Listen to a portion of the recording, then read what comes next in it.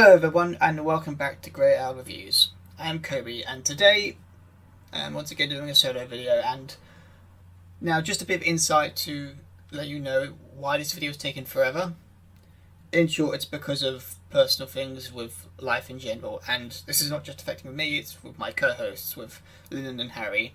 Unfortunately, both of them are going through their own things right now and they need to focus on that. It's their life, it's important to them, and I'm not, and yeah, all for that. They need to focus on their lives, because at the end of the day, this is just YouTube, and it's more of a hobby for me. It always has been, and that's what this has to be. It's not going to be something that I'm going to insist that they do regularly, because that's not what this is about. It was all about having fun. But yeah, all that talking aside, though, getting to the actual meat of this episode, of course. So, Detective Pikachu. Saw it, let's say around the 12th? No, it was... Yeah, it was the week after it came out, so it was around the 15th or 16th, midweek, I guess. And okay, so a bit more backstory. Sorry, I've never been a diehard Pokemon fan. I grew up knowing of its existence, and I would see an episode or two occasionally when it was on TV. I do remember watching the Lucario movie and the tree or something, or whatever that one was called. I remember seeing that one, but it's never been a constant thing in my life, because I grew up mainly with Doctor Who and Merlin and a few other stuff that does not come to mind. But it's been there, and it's always been on the side of my mind, thinking it's a good series, mostly because of the Pokemon, of course. So I won't say I'm on a good tier level to understand or know the world, but I understand it from its basics, I guess. So going into this film, I didn't have any high hopes. I was just hoping that, being a video game movie, I hope it would be better than the previous attempts that have been made in the past. With what we got, I enjoyed it. I think for a film that was meant to be the first chapter in a new attempt at filmmaking for video game movies, and for the Pokemon franchise in general, I think they stuck the landing with a decent run. Onto the actual film itself, the story, the characters, and everything else. I'll start with the cons, because I think that's the easiest. Get all the bad stuff out of the way, and then end with the good stuff. So, in all honesty, the film was very predictable at points. I'll say this: the first act was very predictable. It felt quite boring, because it's a story we've all seen before. It's the detectives. The upcoming detectives trying to solve a mystery, but even then it's not really that. It's the main character, Tim, played by Justice Smith. He's not really a detective. He's just thrust into the story of a detective. But that's not bad. But it's also it hits the beats. You know what's coming. You know it's going to be them finding out the clues as they go on to try and find his father. It wasn't, again, this is why I prefer to go with a co-host. It's more fun to bounce off of them, but I'm glad the actor was good. I'm glad I got to see Justice Smith play a role that wasn't a scary cat. Aside from the predictableness, the story itself is also very central focused, and that's not a bad thing, actually. That's actually one of the rare things that I do enjoy in movies, when they actually try to put the story first, instead of relying too much on the CGI or on the tropes and such. The problem, however, is that this is a Pokemon movie, and per expectation, you're going to a film like this to see the Pokemon. Because of that, the human characters end up taking more center stage. It's kind of like a win or lose situation, really, because I kind of actually like the Godzilla films. You go into a Godzilla film expecting to see Godzilla. You want to see him fight bad guys, smash up buildings, and do a good roar. But at the same time, you've also got to have human characters in there that can make you feel for the story and the world and what's going on. But when you have too much of that, it takes away from the cool stuff with Godzilla. So in a similar way with this film tries to focus on its story, which is good. However, that's a double-edged sword, because a lot of the Pokemon stuff is more just to the side. But there's plenty of good stuff that comes with Pikachu, but we'll get to that. The other thing is that the characters aren't very compelling or deeply interesting either. Now, Tim, he's not a bad protagonist. but he's very down for the first act, and in terms of at least just a character going through that period of life, because he's meant to be down on his luck, he's meant to be at a boring point in his career, he's meant to be just, he wants to move on from things, but then the stuff of his dad brings him back to his troubled childhood, and you can see where they were going for, but it does go on a bit, and there were points where I felt like they should have done things differently, but I feel like for the whole center focus point, I think the Pokemon should have been more front and center. It should have been more of a story about catching Pokemon, as we'd expect from the Pokemon franchise, not a detective story, and that comes in with the whole problem with this direction to begin with, because it was always going to be difficult to balance these elements. The other problem I have with the film is a lot of fast talking. Now, the film's characters are given a lot of fast-paced dialogue, and it becomes very annoying very fast. The notable victim of this is Lucy Stevens, the character who is basically a junior reporter in the film. She's the typical plucky character trying to get behind the story that's behind Tim's father, and again, nothing wrong with that character. We've seen them both before, and they've done good in certain films and shows. But for this character, they clearly want to get across that she's hyper, that she's very active in the role, that she wants to find out what's going on. And it got very, very irritating at points. There's a point in the film where she first meets Tim and at his dad's apartment.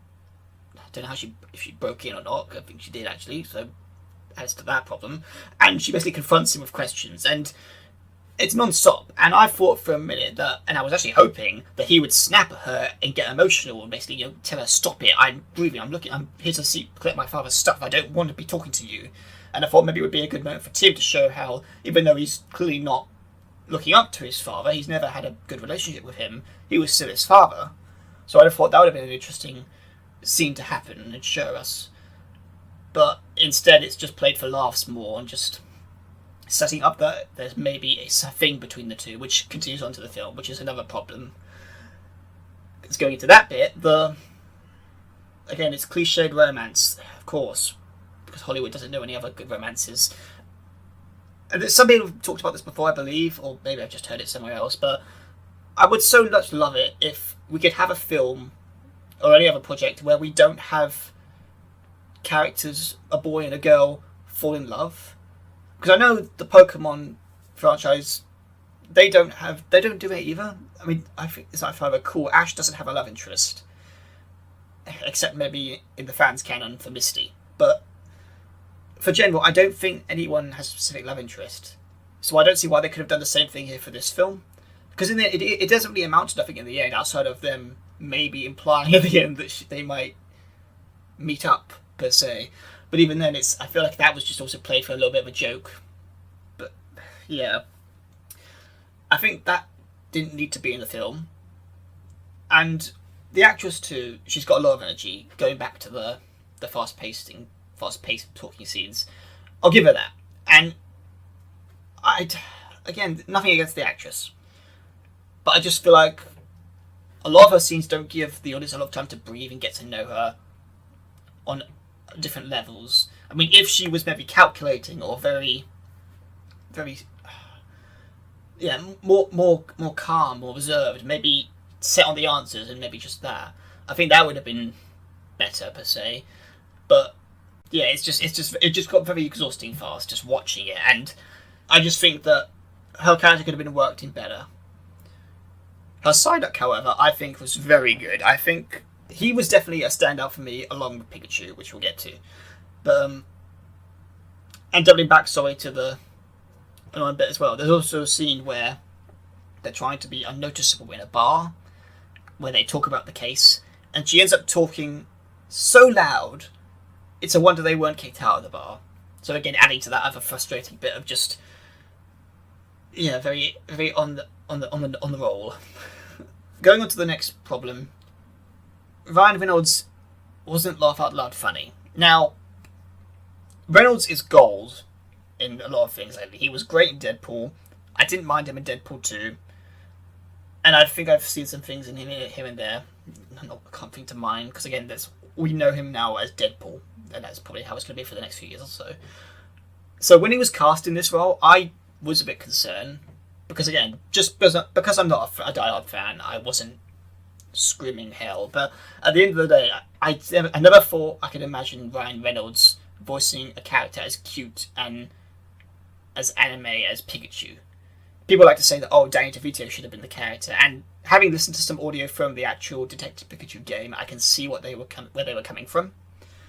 But I never really thought how they would be able to do it that would make sense, at least from the execution side of it.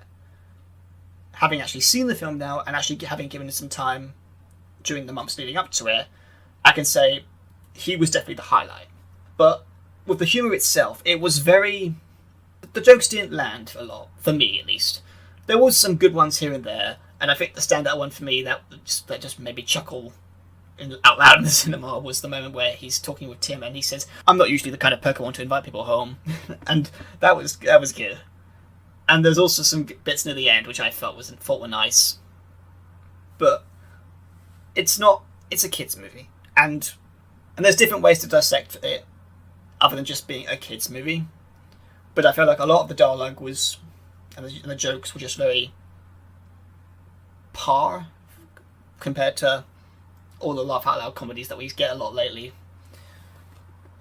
And the other problem was that there was not a lot of detective work. Now, being a Detective Pikachu movie, I thought maybe there would be that would be a big focus, which is early on adding to the problem about balancing it between Pokemon and humans. But going into, I expected a detective story. Instead, many of the big plot revealing moments that progressed the story were just given to the characters. Notably, the scene where Bill Nye's character Howard brings Tim and Pikachu to his office, literally in a scene, and he basically tells them what happened to Harry, or at least all we know so far at that point. And I thought it would have been a lot more interesting if maybe they would have shown the two of them at that point in the movie have a eureka moment, or at the very least build off a clue maybe and work their way up to meeting Harry, instead of just having his assistant come out of nowhere and say, "Oh, so and so needs you." Those are the majority of the cons I have, and I think they do hold the movie back. However, now we can get into the pros and why I think this movie works. Its quieter moments are very welcoming. Again, a lot of the dialogue early on and the act is very slow paced and fast paced as well. And because of the centre focus of the plot, we don't get to have a lot of fun with the Pokemon outside of a few glimpses and a few scenes that progress the plot. But the character moments around the second act, and the moments, especially the moments between Pikachu and Tim, I really enjoyed, because again, it's all about characters. It's all about what they're doing with the story. And despite my complaints about not seeing a lot of the Pokemon forefront center, when they did give us these moments with the characters, it made me more attached to them, and especially Tim, who at this point again was very subpar, I guess, for me at least. It was nice to see him be emotional, him react, and again, props to Justice Smith, proving me happy again that he can do roles beyond screaming like in Jurassic World Fallen Kingdom. And the moment that stood out for me was the fountain scene where Pikachu assures him, basically tries to make him feel better, and the scene later on when they're exploring the abandoned laboratory and during Pikachu's wounded state scene. I think those moments where those characters really shine for me, because it really does make me care about them and their relationship and how at that point they've grown to care for one another. Going on to the next one, I think the CGI effects and the Pokemon were great. Again, some people can say there was maybe a bit of concern for how they looked in the promos and the trailers. I think even then it was very good, and I'm so glad they went with the realistic approach. We all know how this Sonic has been received by some fans, and we were going to touch on that in the new podcast, but we'll probably get to that at a later date maybe. But as it stands, I'm happy with Pokemon and the direction they went, and it looks amazing. I think they looked faithful to the game and the anime and so on, and a lot of it was fun to see, just to see how they were brought to life and how they interact with the world. And it's great to see, again, Pokemon rules, they do stuff. It's not just, oh, look at that cool Pokemon. It's, yeah, they're doing stuff that makes sense for their existence in the world. And Ryman City 2, I think that's how it's pronounced, it looks very eye-catching. It's definitely a lot more a lived-in world. Again, that's one of the other things I love about this movie. It was very, yeah, it's just a great, it's just a great world-building city, really, and it makes me think I'd love to see more of it. And finally, of course, the potential. Now, this is where I think the film holds its strength the most, because despite the problems and the pros of this film, what it's achieved and what it's given the studio the chance to do next is the most exciting thing, I think, out of this film. Now, we know they're working on a sequel.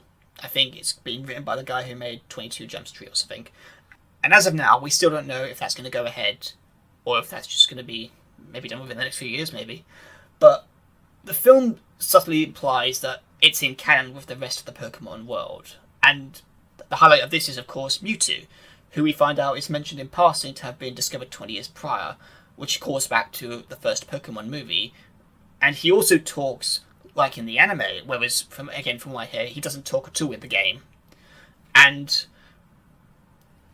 that alone kind of sets up that, yeah, there's plenty of directions you can take this series. There's another great Easter egg, potential universe world building moment, where I would say it's an Easter egg because I think it's up to interpretation, but there's a moment in the film where you see a Pokemon trainer at a tournament, and depending on your opinion, and I guess for me, considering was my opinion, this could be a cameo from either Red, who was the main character from the original Pokemon game, or Ash from the anime. Now, likelihood is it's not Ash, or maybe even Red. It's probably just a random extra that they... No, I think it was actually the voice actor for Pikachu, I think, in the Japanese voice actor, I think he stood in for that role. But I guess the idea I'm getting to is that it's opened the doors for much potential they could do with this franchise if they want to go forward with new films. Whether that's a Detective Pikachu 2, which I hope not, but we can get to that in probably another video if I ever get around to that too. Or in the vein of Star Wars anthology films, they could have films be different but set within the same universe. The potential this offers for future films of the franchise is highly exciting. So yeah, I guess for an overall verdict for this film, out of 1 to 10, I would say this film is above average. It may be close to average, but it's in that little ballpark. It's an entertaining film that is respectful to the franchise it's built from. However, it's a predictable story with basic characters, and the use of dialogue weakens the experience to make it a masterpiece. I think this film is a worth to see if you've got kids. I think they'll enjoy it. If you're a fan of Pokemon, I think you'll like it. Not all of it, probably, because again, I think there's many bits they could have done better. But I think for an overall experience for a video game movie, I think it did great. And I can see why everyone would say this is the best video game movie made in the last few years, considering Assassin's Creed and Tomb Raider. But I think, again, I need to stop saying I think a lot. But I would say this is definitely a must-see film. If you haven't seen it yet, if it's still around in cinemas, go see it. If it's going to be on DVD soon, I believe, go and buy it. I'd highly recommend it. So yeah, this is the latest video for Grey Owl Reviews. And again, just to reiterate, I apologise. Again, solo videos are not my thing, but it's nice to get my thoughts out there. I'm sure I will be doing another solo video soon, because I do plan on seeing the new Godzilla film, hopefully by the end of this week, by the time this video's out. And I might be able to do another one there. And I am actually in talks with Harry at the moment to maybe have a crack at the next podcast together, possibly, depending if his personal life and schedule can allow it. So yeah, hope you enjoyed today's video. Hope you enjoyed the Pokemon film if you have seen it. If you haven't seen it, go see it. I am Kobe, and this is Grey Owl Reviews, and I'll see you in the next video. Goodbye.